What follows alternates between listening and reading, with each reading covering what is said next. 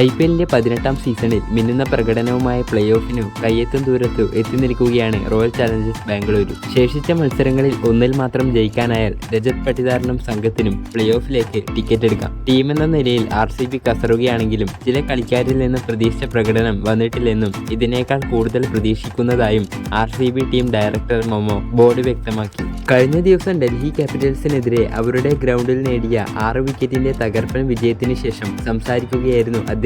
കളിയിൽ ടീമിന്റെ ഹീറോ ആയ ഇന്ത്യൻ ഓൾറൗണ്ടർ കൃണാൽ പാണ്ഡ്യയുടെയും യുവ സ്പിന്നർ സുയാഷ് ശർമ്മയുടെയും പ്രകടനങ്ങളാണ് ഈ സീസണിൽ പ്രതീക്ഷിച്ചത്രയും വന്നിട്ടില്ലെന്ന് ബോർഡ് വെളിപ്പെടുത്തിയിട്ടുള്ളത്. ഈ സീസണിൽ RCBയുടെ 10 മത്സരങ്ങളിലും കൃണാൽ കളിച്ചു കഴിഞ്ഞു. ഇവയിൽ നിന്നും 8.62 എക്കണോമി റേറ്റിൽ വീഴ്ത്തിയത് 13 വിക്കറ്റുകളാണ്. ഓസ്ട്രേലിയൻ പേസർ ജോഷ് ഹേസൽവുഡ് കഴിഞ്ഞാൽ ടീമിനായി കൂടുതൽ വിക്കറ്റുകൾ എടുത്തതും കൃണാലാണ്. ബാറ്റിംഗിൽ 5 ഇന്നിംഗ്സിൽ നിന്നും ഒരു 50 അടക്കം 97 റൺസാണ് സമ്പാദ്യം. എന്നാൽ സുയാഷ് ആവട്ടെ 9 മത്സരങ്ങളിൽ നിന്നും 7.97 എക്കണോമി റേറ്റിൽ 4 വിക്കറ്റുകൾ മാത്രമേ നേടിയിട്ടുള്ളൂ. കൃണാൽ പാണ്ഡ്യയുടെയും സുയാഷ് ശർമ്മയുടെയും പ്രകടനം എടുത്താൽ രണ്ടുപേരും അവരുടെ കഴിവ് പൂർണ്ണമായി പുറത്തെടുത്തിട്ടുണ്ടെന്ന് എനിക്ക് തോന്നുന്നില്ല. അവർക്ക് എന്താണോ സാധിക്കുന്നത് അതുമാത്രമേ ചെയ്തിട്ടുള്ളൂ. അതിലും മുകളിൽ പെർഫോം ചെയ്യാൻ സാധിക്കുന്നവർ തന്നെയാണ് ഇരുവരും. രണ്ടുപേരും ഇനിയുമേറെ മെച്ചപ്പെടുമെന്നും തന്നെയാണ് യഥാർത്ഥത്തിൽ ഞാൻ പ്രതീക്ഷിക്കുന്നത്. സുയാഷ് വളരെ ചെറുപ്പമാണ്. അവന് 21 വയസ്സ് മാത്രമേ ആയിട്ടുള്ളൂ. ഈ സീസണിൽ RCBക്ക് വേണ്ടി കൂടുതൽ മത്സരങ്ങളിൽ കളിക്കാൻ